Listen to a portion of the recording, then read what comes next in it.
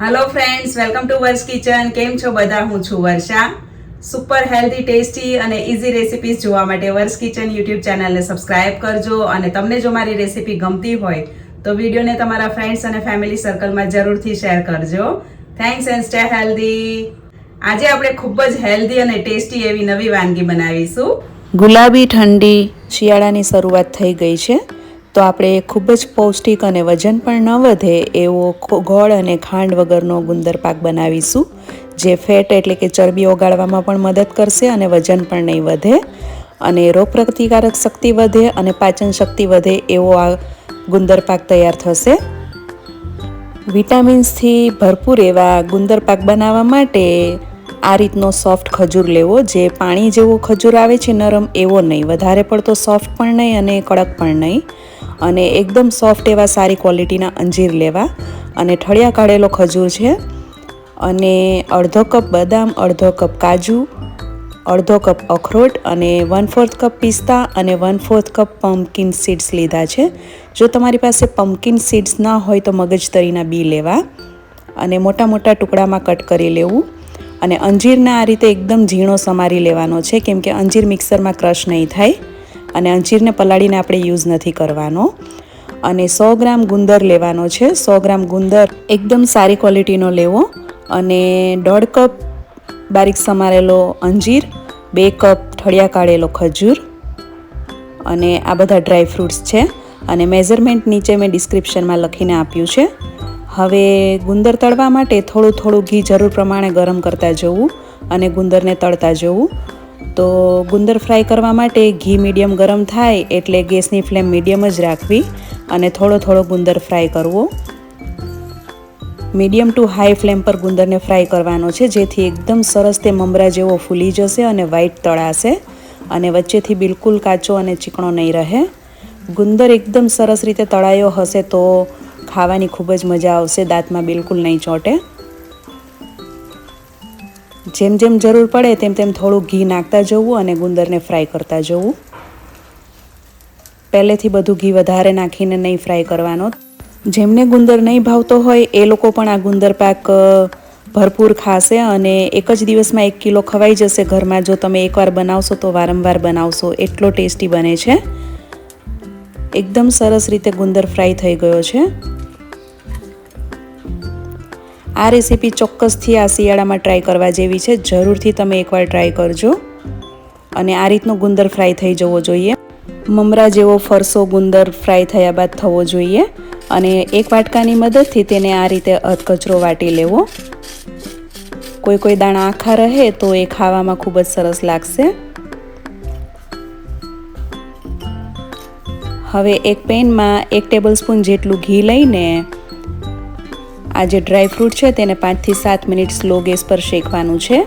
એકદમ જ સરસ ક્રન્ચી શેકાઈ જાય અને એનો ટેસ્ટ પણ મેન્ટેન રહે એટલા માટે ગેસની ધીમી આંચ રાખવી.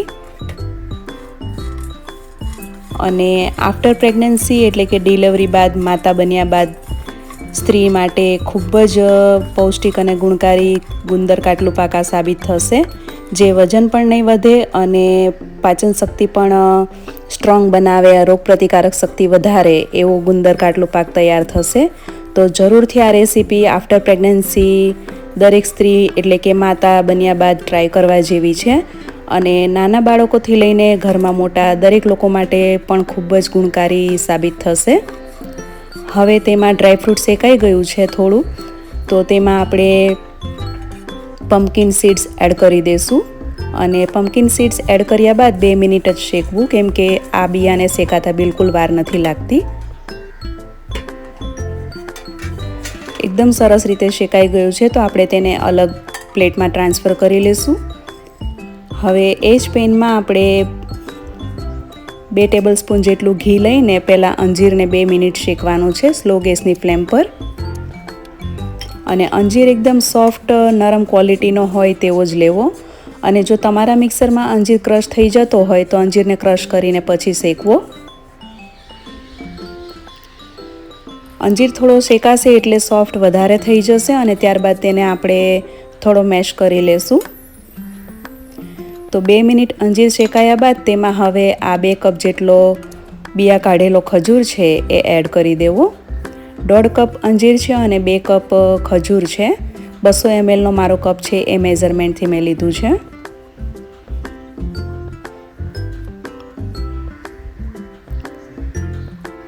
આને આપણે 8 થી 10 મિનિટ સ્લો ગેસ પર શેકવાનું છે. ગેસની આંચ એકદમ જ ધીમી રાખવાની છે, જેથી એમાં એકદમ સરસ શેકાવાની સ્મેલ આવે અને બળી ના જાય અને ટેસ્ટ પણ એકદમ સરસ આવે.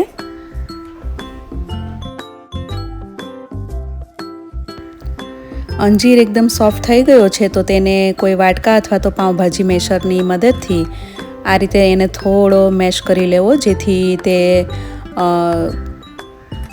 અંજીર છે એ થોડો સ્મેશ થઈ જાય અને એનો ચંકી ફ્લેવર પણ સારો આવશે. થોડો આખા ભાગો રહેશે તો એકદમ સરસ શેકાઈ ગયો છે. તે પેન છોડવા લાગે અને આ રીતે લોટની જેમ ગોળો બનવા લાગે ત્યાં સુધી એને શેકવાનું છે. હવે શેકાઈ ગયા બાદ ગેસની ફ્લેમ બંધ કરી દેવી અને 1/4 કપ જેટલો કાટલું પાવડર નાખવાનો છે. અને આ કાટલું પાવડર રેડીમેડ છે અને તેમાં હળદર પણ હોય છે, જેથી એનો કલર પીળો છે. અને 2 ટેબલસ્પૂન જેટલો સૂંઠ પાવડર નાખવો. જો તમે હોમમેડ કાટલું પાવડર યુઝ કરતા હો તો થોડી ક્વોન્ટિટી ઓછી રાખવી, કેમ કે ઘરે બનાવેલો કાટલું પાવડર વધારે તીખો હોય છે. અને જો તમને તીખો ભાવતો હોય તો તમે વધારે પણ એડ કરી શકો. પરંતુ આ કાટલું પાવડર એટલે કે બત્રીસું પાવડર અને સૂંઠ જરૂરથી નાખવા. એનાથી આ ગુંદર પાકનો ટેસ્ટ ખૂબ જ સરસ આવે છે અને પચવામાં સરળ બને છે અને શરીરમાં ચરબી હોય એને ઓગાળવામાં હેલ્પ કરે છે. તો પહેલાં કાટલું પાવડર અને સૂંઠ પાવડરને સરસ રીતે મિક્સ કરી લેવો. ત્યારબાદ તેમાં તળેલો ગુંદર નાખવો અને ગુંદરને પણ પહેલાં સરસ રીતે મિક્સ કરી લેવો, કેમ કે ગુંદર જો તમે પાછળથી નાખશો તો એ સરખો મિક્સ નહીં થાય.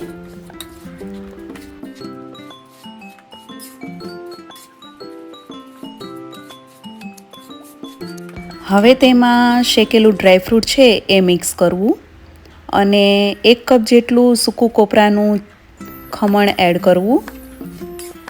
તમે કોપરાનું બારીક પાવડર ઘરે કરીને એમ પણ એડ કરી શકો, સૂકા કોપરાનું. અને ગેસની ફ્લેમ મેં બંધ જ રાખી છે અને બધું સરસ રીતે મિક્સ કરી લેવાનું છે. આમાં જરૂર જણાય તો તમે એક્સ્ટ્રા ડ્રાયફ્રૂટ એડ કરી શકો જો સોફ્ટ લાગે તો, અને જો થોડું ડ્રાય લાગે તો એમાં તમે થોડો ખજૂરનો માવો ફરીથી એડ કરી શકો. આ રીતે તેનું બાઇન્ડિંગ આવી ગયું છે, એકદમ સરસ લાડુ વડે એવી કન્સિસ્ટન્સી થઈ ગઈ છે. તો એકદમ પરફેક્ટ છે. તો 10 થી 15 મિનિટ ઠંડુ થવા દેવાનું અને હુંફાળું ગરમ હોય ત્યારે જ આ રીતે તેને હાથેથી મિક્સ કરવાનું છે.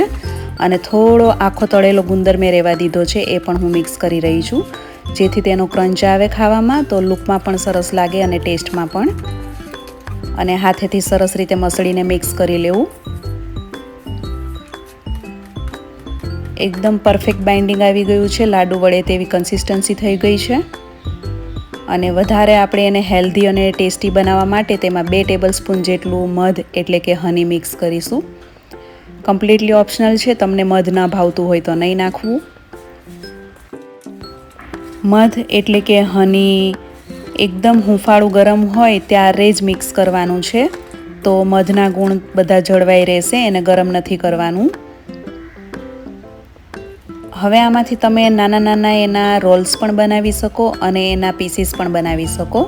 તો આપણે થોડીક લાડુળી પણ બનાવીશું નાની નાની, અને આપણે એને એક પ્લેટમાં લઈને થોડા સ્ક્વેર કટ પણ કરીશું.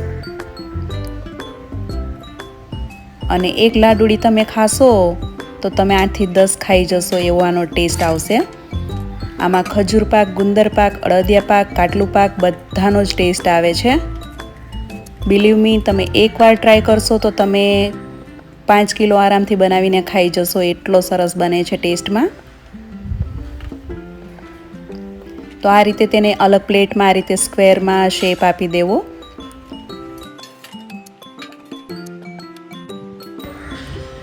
તો એકદમ ક્રન્ચી એવો, એકદમ ઓછા ઘીમાં, કોઈ પણ પ્રકારના લોટ, ગોળ કે ખાંડ વગરનો સુગર ફ્રી ગુંદર ડ્રાયફ્રૂટ પાક તૈયાર છે. રેસીપી તમને કેવી લાગી એ મને કમેન્ટ્સ કરીને ચોક્કસથી જણાવજો. અને રેસીપી તમને ગમી હોય તો વિડીયોને લાઇક કરજો અને શેર કરજો તમારા ફ્રેન્ડ્સ અને ફેમિલી સર્કલમાં. આ રેસીપી જરૂરથી શેર કરજો જેથી દરેક લોકોને પૌષ્ટિક ગુંદર પાકના હેલ્થ વેલ્યુના લાભ મળી રહે.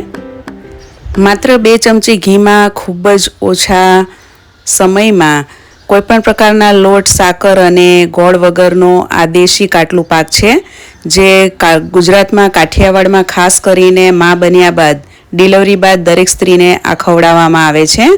અને આ કાટલું પાક 4 થી 5 મહિના સુધી ખવડાવવામાં આવે છે અને દરેક શિયાળામાં દરેક સ્ત્રીઓએ આ ખાવો જ જોઈએ. ગુંદર કાટલું અને ડ્રાયફ્રૂટવાળો આ દેશી કાટલું પાક ખૂબ જ ગુણકારી છે અને દરેક વ્યક્તિઓ, નાના બાળકોથી લઈને મોટા વડીલો, સ્ત્રીઓ અને પુરુષો બધા જ ખાઈ શકે છે. ઘરના દરેક વ્યક્તિ ખાઈ શકે તે પ્રકારનો આ કાટલું પાક છે. અને આ કાટલું પાક ખાવાથી શરીરમાં ચરબી, કોલેસ્ટ્રોલ ઘટે છે, યાદશક્તિ, વાળનો ગ્રોથ, સ્કિનનું તેજ, આંખોનું તેજ વધે છે, રોગપ્રતિકારક શક્તિ અને પાચન શક્તિ મજબૂત થાય છે અને હાડકાં લોખંડ જેવા મજબૂત બને છે. તો ઘરના દરેક વ્યક્તિઓએ આ પ્રકારનો કાટલું પાક બનાવીને શિયાળામાં ખાવો જ જોઈએ. શિયાળામાં 2 થી 3 મહિના સુધી આ કાટલું પાક એવો ને એવો જ રહે છે, બિલકુલ ખરાબ નથી થતો. વહેલી સવારે આ કાટલું પાક ખાઈને તેની ઉપર ગરમ દૂધ જો પીવામાં આવે તો તે ખૂબ જ ગુણકારી સાબિત થાય છે અને સવારે કોઈ પણ પ્રકારનો નાસ્તો કરવાની જરૂર નથી પડતી અને આખો દિવસ એનર્જી રહે છે. બાળકોને, ઘરના વડીલોને, સ્ત્રીઓ, પુરુષો દરેક લોકો ખાઈ શકે તે પ્રકારનું કાટલું છે આ. તો આ વર્ષે શિયાળામાં આ પ્રકારના કાટલું પાકની રેસીપી તમે ચોક્કસથી બનાવીને ખાજો અને ઘરના દરેક સભ્યોને ખવડાવીને તંદુરસ્તી વધારજો. રેસીપી તમને ગમી હોય તો વિડીયોને લાઇક અને શેર કરજો અને ચેનલને સબસ્ક્રાઈબ કરજો. Thank you for watching and stay healthy.